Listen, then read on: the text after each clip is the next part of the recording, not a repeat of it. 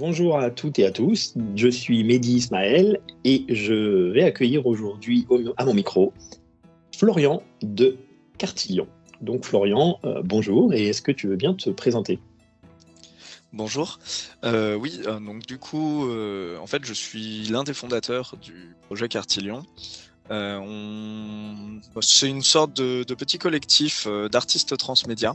Donc on travaille sur différents supports, du support physique avec des décors, des costumes, des animations roleplay, mais aussi des supports un peu plus numériques, par exemple du jeu vidéo, de la vidéo, différentes images, on a un blog, un certain nombre de choses de genre. On a sorti également du jeu de société et on a un roman qui sort cette année. D'accord. Et donc ça se déroule dans quel univers de fiction? Est-ce que donc il y a un univers commun à tous les projets? C'est tout à fait ça. C'est-à-dire qu'à l'heure actuelle, on se concentre sur un seul univers pour pas se disperser, et sachant que voilà, qu'un univers d'ambiance plutôt médiéval dark fantasy et qui s'appelle Troisième Aube. Et on travaille vraiment sur cet univers pour le moment pour tous les projets. Voilà, globalement, enfin excepté dans le sens qu'on fait aussi de la prestation des fois pour d'autres projets, d'autres univers. Mais nous, en termes de développement, on va dire au niveau du collectif et de l'édition, on se concentre vraiment sur cet univers. Très bien. Donc aujourd'hui, nous on va plutôt parler projet Cartillon sous l'angle de l'accessibilité, en particulier l'accessibilité numérique, mais pas que. Et je sais que tu as un prototype de jeu vidéo en développement, tiré de l'un des aspects de cet univers. On va en parler un peu après. Mais tout d'abord, au niveau de l'accessibilité pure, déjà, j'aimerais rappeler que l'accessibilité, ce sera dans ces domaines ce qui va permettre déjà de percevoir les éléments d'un contenu, ce qui va permettre de les comprendre, et ce qui va aussi et surtout permettre d'interagir avec, pour les personnes handicapées qui souhaitent justement accéder à ces jeux en l'occurrence. Ma question, c'est est-ce que tu as déjà vécu des situations de handicap occasionnel ou plus durable dans tes expériences de jeu, que ce soit un jeu vidéo, un jeu de société? Ma question, est-ce que, je sais pas, un jour tu as eu un problème aux yeux et puis tu ne pouvais pas lire ou difficilement pendant quelques temps, ou je sais pas, une main dans le plâtre, des choses comme ça?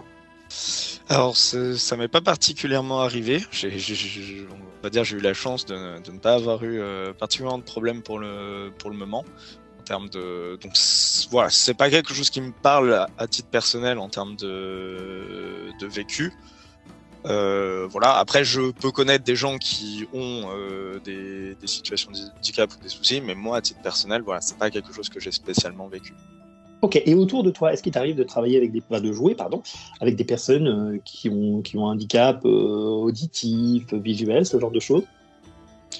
Alors, c'est déjà arrivé, auditif notamment, et handicap moteur en l'occurrence, parce que dans l'équipe du projet Cartillon, notre lead développeur est en situation de handicap lourd. Donc, et on joue aux jeux de société, on fait les tests de jeu et tout ça avec lui aussi. Mais du coup, bon, ça requiert forcément de s'adapter au fait il ne peut pas bouger. Mais voilà, donc ça, c'est des choses qui arrivent mais uniquement sur auditif et handicap moteur. Handicap visuel, j'ai encore jamais eu l'occasion de jouer avec quelqu'un en situation de handicap visuel. D'accord, très bien. Et chez Cartillon, alors, est-ce que à ce jour, vous avez des démarches, des efforts engagés pour rendre vos produits plus accessibles aux personnes handicapées? Et c'est pas une question pour accabler, hein. Au contraire, l'objet de ces questions, c'est de comprendre quelles sont les difficultés sur le parcours de la création de contenu qui font qu'à la sortie du produit, ils sont pas toujours accessibles à différents types de handicap. Et donc voilà, est-ce que vous avez des démarches? Et si oui, lesquelles? Sinon, qu'est-ce qui vous freine? Est-ce que voilà, enfin, je te laisse répondre.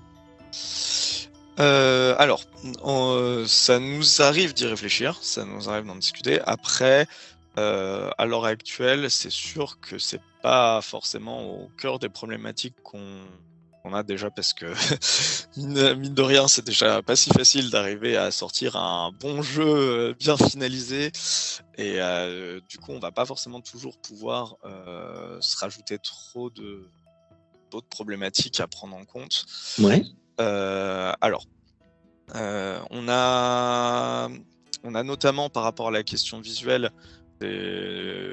des problématiques sur la gestion des couleurs ou ce genre de choses-là, auxquelles on fait attention, et notamment lors des playtests, parce que tout le monde n'arrivant pas forcément à distinguer correctement les couleurs, on essaye de toujours faire justement des playtests sur cet axe-là, pour s'assurer d'avoir dans les cartes de jeu, dans les éléments de jeu, des couleurs qui sont suffisamment distinctes pour que ça marche globalement pour tout le monde. Après, au-delà de cet aspect de différenciation, on va dire, des équipes, des couleurs, de ce genre de choses, c'est vrai que on a rarement l'occasion d'aller plus loin dans la réflexion, dans la conception des jeux pour le moment.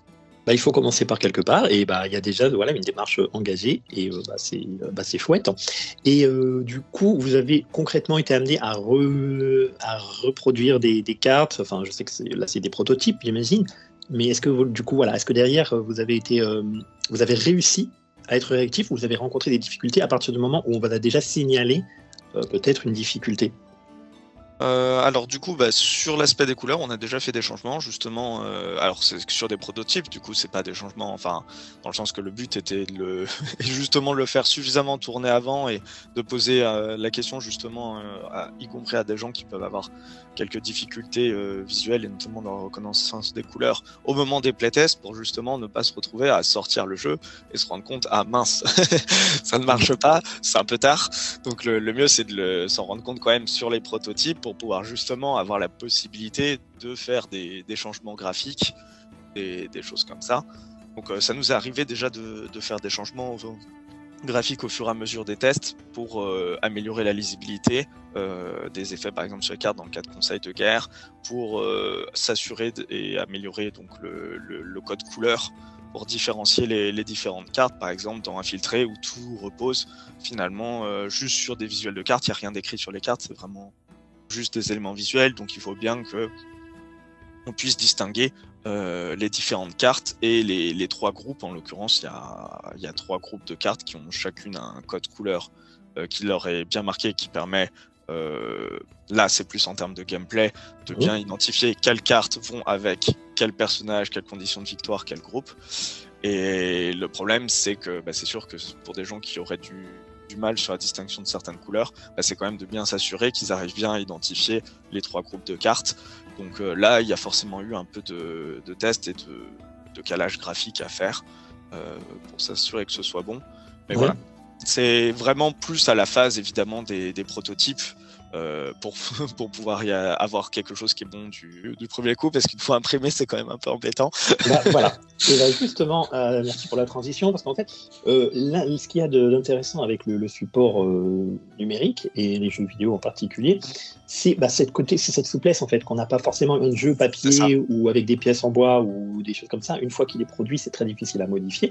Et puis même de manière générale, quand on fait les tests, on va pas réimprimer les cartes toutes les 5 minutes, etc. Le format numérique, il a cette facilité, quoi. On peut changer en 2 clics une couleur, un contraste, un zoom, etc. Mais en contrepartie, disons que derrière, il faut connaître le sujet de l'accessibilité, il faut savoir développer, coder accessible, ça s'apprend. Il faut surtout, je pense, être au contact de personnes directement concernées, parce que sinon, on croit bien faire, mais des fois, on passe à côté de choses qui sont pourtant évidentes pour celui qui serait l'utilisateur final. Et donc, ce prototype sur lequel vous travaillez actuellement en jeu vidéo, c'est une adaptation du jeu Infiltré qui est en vente dans votre boutique. On parlera après de vos références. Mais en tout cas, ce jeu, est-ce que tu veux nous parler un petit peu de son parcours, de où en sont les prototypes et de l'éventuelle place de l'accessibilité dans ce process? Oui, bien sûr. Alors en fait, en gros, à l'heure actuelle, on avait débuté tout simplement la partie jeu avec un jeu qui n'avait rien à voir, sur lequel on avait commencé, qui était un petit jeu d'arcade en fait, Magestria, dont on a un prototype, et on s'est arrêté à cette étape-là, tout simplement parce que trop compliqué en fait. On a eu un peu de turnover, on a eu les changements de la personne qui développait, ce qui du coup est reprendre pour un nouveau développeur le projet, mine de rien c'est toujours assez compliqué, donc ça a complexifié le projet, qui en lui-même, la finalisation du prototype finalement était pas si simple, nous prenait beaucoup de temps. Et du coup, on s'est recentré, on s'est dit qu'il valait mieux se concentrer sur faire des prototypages numériques de nos jeux de société pour profiter aussi, notamment en fait, c'est des problématiques qui sont arrivées avec le Covid et tout, parce qu'on avait l'activité qui était arrêtée avec le Covid sur la partie jeux de société, sur la partie animation, sur ce genre de choses.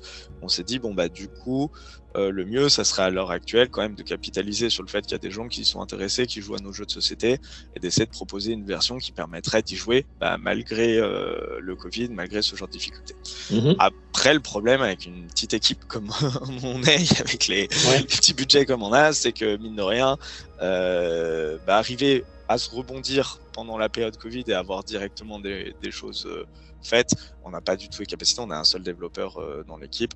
Moi je suis pas développeur, je suis game designer, alors je touche à ce qui est un petit peu base de données et à diverses choses, donc je peux paramétrer un petit peu, faire un petit peu de level design, faire un peu de base de données, des choses comme ça, mais je suis quand même pas développeur de profession, donc on a un seul développeur vraiment de profession dans l'équipe, donc forcément c'est long. Et du coup ça fait qu'on est à l'heure actuelle avec un prototype, donc pour infiltrer un prototype pour Conseil de guerre, donc jeu de société sorti, mais ça reste encore des prototypes, on est vraiment sur de la très alpha version, on va dire, alors infiltré un petit peu plus poussé parce qu'on a déjà fait un premier jet d'habillage graphique, ce qui est pas alors le cas infiltré qui est un jeu de cartes et de bluff. Ouais, le jeu de société, c'est ça, c'est un jeu de cartes, de mémoire et de bluff. En fait, on a des diverses cartes qu'il va falloir retenir. C'est toutes les. En fait, tout est basé sur le fait que il y a un traître qui va inciter les joueurs à se tromper, ce genre d'idée. On est pleinement sur des jeux un petit peu de party game comme ça avec un traître. C'est du jeu c'est du jeu tout public à la base, donc voilà. Alors après la problématique de tout public, du coup ça pourrait être justement intéressant d'avoir un jeu accessible, parce que vu que c'est justement un jeu qui est d'autant plus un peu pour tout le monde, qui a réfléchir forcément. Vocation sociale. Qui a une vocation sociale, qui a ce chose-là, c'est vrai que du coup l'accessibilité peut être d'autant plus une problématique intéressante, sur laquelle à l'heure actuelle on ne s'est pas du tout penché dans le jeu, où on essayait déjà pour le moment d'avoir quelque chose qui soit fonctionnel. La problématique aussi de passer en numérique des jeux comme ça, c'est qu'il y a aussi toute la logique jeu en ligne, réseau, compte, ce genre de choses, dont à l'heure actuelle dans l'équipe on n'est pas spécialement expert, et sur lequel à l'heure actuelle on est un peu, parce que justement le but ça serait que les gens puissent y jouer notamment en ligne, et en ce moment on est en train de se tirer un peu les cheveux et d'essayer de mettre en place ces jeux de façon à ce qu'ils soient accessibles en ligne via des systèmes de compte, qu'on puisse jouer à plusieurs en ligne ou ce genre de choses, pour que les jeux puissent commencer à être on va dire testable autrement que jouer juste tout seul, c'est-à-dire voir entre guillemets le prototype tout seul, ou jouer nous à plusieurs sur une même tablette quand on fait les démos ou des choses comme ça. En fait à l'heure actuelle c'est vraiment d'arriver à faire qu'on puisse avoir plusieurs appareils qui jouent sur le jeu en même temps, et c'est pas encore mis en place, c'est pour ça que je disais voilà, on reste sur du proto encore.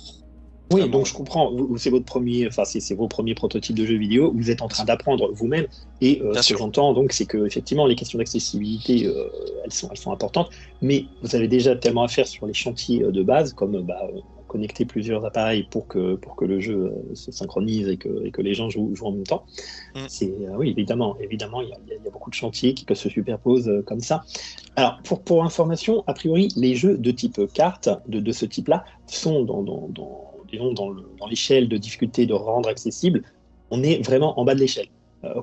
Comparé à un jeu en 3D avec des personnages qui se déplacent dans des environnements complexes, des quêtes, on est libre de choisir sa destination, etc. Là, un jeu de cartes, c'est un travail de le rendre accessible, mais vraiment, on se situe dans la tranche très très très très très basse du parcours pour rendre accessible et des efforts que ça nécessite. Ça, c'est une première chose. À titre d'exemple, mais là on parle déjà d'un jeu beaucoup plus complexe, j'imagine en tout cas, mais le jeu Hearthstone du studio Blizzard, il a été rendu il y a 2-3 ans, je ne sais plus si c'était en 2021, je crois.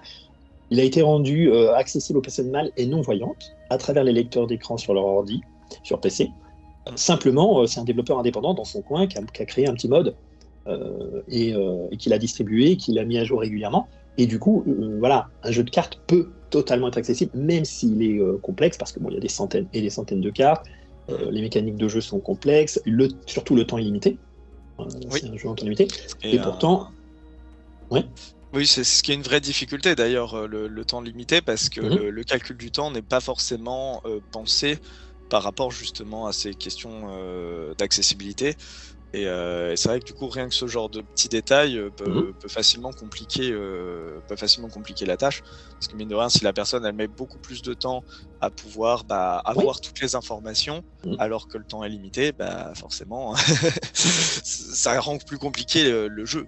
Alors, il y a plusieurs façons de répondre à cette question, il y a plusieurs écoles. Moi, j'aurais tendance à répondre qu'il faut proposer aux joueurs, au pluriel, et c'est à eux de disposer. C'est-à-dire, un jeu, vous devez le faire comme vous l'entendez. C'est-à-dire que si vous voulez qu'il y ait une notion de stress, de temps limité, à certains passages, etc., ça fait partie du gameplay du jeu, faites-le.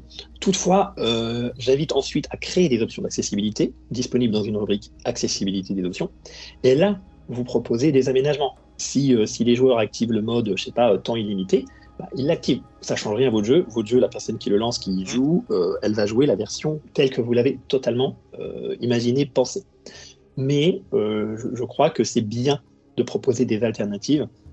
Et c'est les gens après qui vont décider. Je crois que c'est mieux que les gens aient le choix, qu'ils puissent jouer à votre jeu, plutôt qu'ils n'aient pas le choix et que ça les exclue.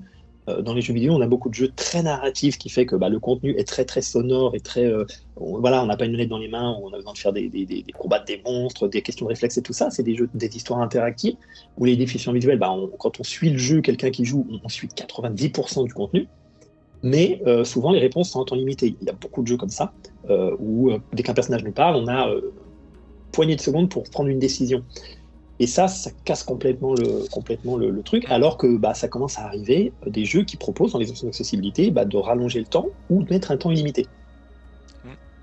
Oui, je pense que ça, c'est des bonnes solutions parce que justement, ce côté du temps, je pense que c'est quand même une vraie problématique dans la question de l'accessibilité. Complètement. Et c'est vrai que laisser finalement une option reste quand même le meilleur moyen. Surtout que ça ne casse pas le jeu, même si on comprend la raison pour laquelle c'est fait au départ en termes de gameplay, c'est de se dire qu'en même temps, la personne doit réagir au tac au tac et pas forcément réfléchir longuement. C'est vrai qu'il faut quand même prendre en compte le fait que on peut jouer dans différentes situations de jeu et que du coup, avoir des options qui permettent d'annuler ce genre de choses, je pense que c'est tout simplement la solution la plus simple. Il s'agit de proposer des options de modulation, en fait, de moduler son expérience de jeu. Et voilà. En tout cas, c'est plutôt vers ça que personnellement je tends. Écoute Florian, je te remercie. On approche de la fin de cet entretien. Et du coup, alors voilà, est-ce que tu veux nous parler des prochaines sorties, de là où on peut trouver de l'information sur Projet Cartillon ? Oui, je peux dire rapidement. Alors déjà, tout simplement, le site web, ça reste quand même le cœur, on va dire, du projet pour découvrir l'univers, pour avoir les informations, pour tout ce genre de choses. On met pas mal à jour les projets dessus, on a un blog qui sort des actualités assez régulièrement. À côté de ça, on est pas mal présent sur les réseaux sociaux, que ce soit Facebook, Insta, Tu veux donner les adresses, les références ? Je les mettrai, je les rajouterai par écrit. Mais, ouais. Oui, alors du coup c'est assez simple parce que c'est projetcartillon.fr et alors Cartillon, comment ça s'écrit ? Parce que c'est pas évident. Ça, oui, la petite subtilité est juste là, CARTYLION. Très bien. Et donc vous êtes présent sur les principales plateformes de réseaux sociaux, sur projetcartillon.com. Ouais, on a une chaîne YouTube aussi sur laquelle il ne faut pas hésiter à s'abonner parce que vu que les possibilités sur YouTube dépendent du nombre d'abonnés, mine de rien, c'est le genre de choses où si on veut pouvoir continuer de sortir 1 à 2 petits courts-métrages par an, alors malheureusement on n'arrive pas à en faire plus, donc voilà.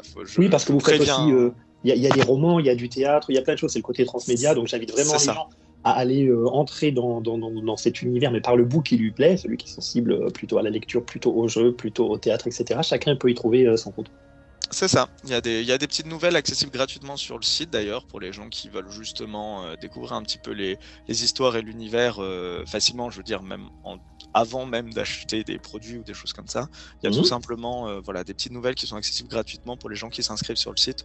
Donc ça peut être un moyen, de même que les petites vidéos, voilà, on en sort 1 à 2 par an, les petites vidéos de court-métrage d'ambiance, ce genre de choses. Voilà, faut pas hésiter, c'est du contenu gratuit, donc autant déjà commencer à découvrir un petit peu cet univers par ce biais-là. Et voilà, après à côté de ça, nous on est présent sur les événements, on est présent un petit peu partout, donc faut pas hésiter aussi à venir. On annonce pareil sur le site web et sur les réseaux sociaux les différentes animations. Faut pas hésiter à venir à des animations, que ce soit des animations de jeu, des animations roleplay. C'est fait pour, plus il y a du monde, plus c'est sympa, hein, je veux dire, quitte à préparer une animation, c'est toujours plus sympa s'il y a des gens qui viennent s'amuser, donc voilà, faut pas hésiter, c'est fait pour. J'invite vraiment les gens, les auditeurs, à aller vérifier tout ça, découvrir par eux-mêmes. Une toute petite dernière question. Oui. Qu'est-ce qui pourrait vous aider, vous faciliter ou vous encourager à créer vos prochains contenus accessibles, plus accessibles en tout cas, vis-à-vis du handicap?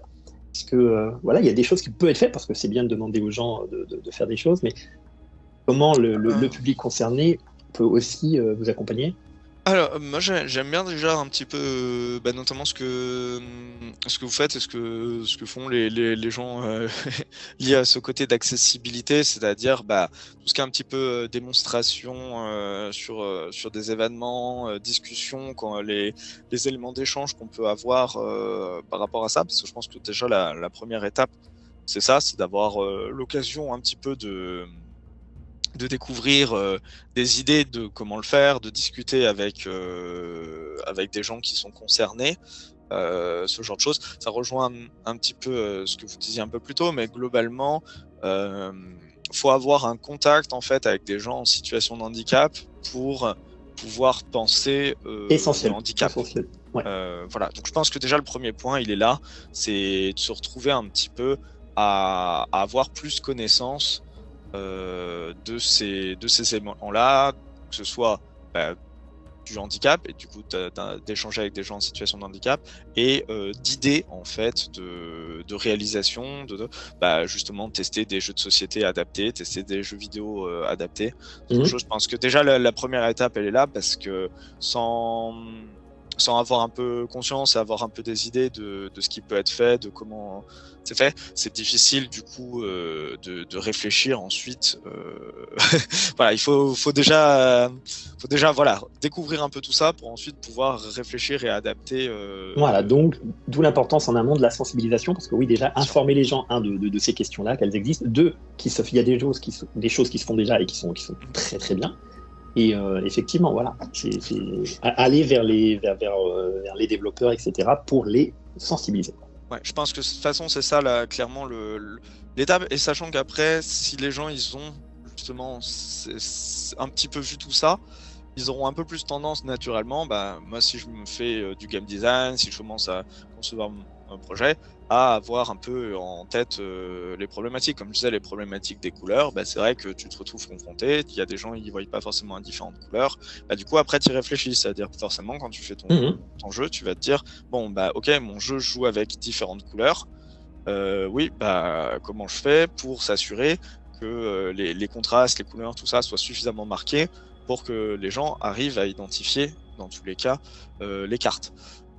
C'est des petites choses comme ça, et c'est vrai que c'est le fait d'y être confronté au départ, d'avoir pu discuter avec des gens concernés, qui fait aussi que tu vas commencer à arriver à y penser quand tu fais la conception, quand tu fais les playtests, etc. Avec la facilité pour le jeu vidéo de pouvoir faire des mises à jour ou des add-ons, ou peut y avoir même des gens de la communauté qui peuvent même eux-mêmes potentiellement proposer un complément pour l'accessibilité, comme pour l'exemple d'Hearthstone, où il y a plus de difficultés quand c'est du support physique, où là le problème c'est qu'il faut vraiment voilà, il y a vraiment à penser directement en amont dans la première construction graphique, mais ça peut être aussi requérir voilà des des éléments de production ou des éléments physiques spécifiques, ce qui du coup est quand même plus complexe à mettre en place dans le cas de jeux physiques. Tout à fait. Eh bien, encore merci Florian. Je te souhaite une très bonne fin de journée. Et puis, j'espère à bientôt tout le monde. Merci beaucoup. À bientôt. Au revoir.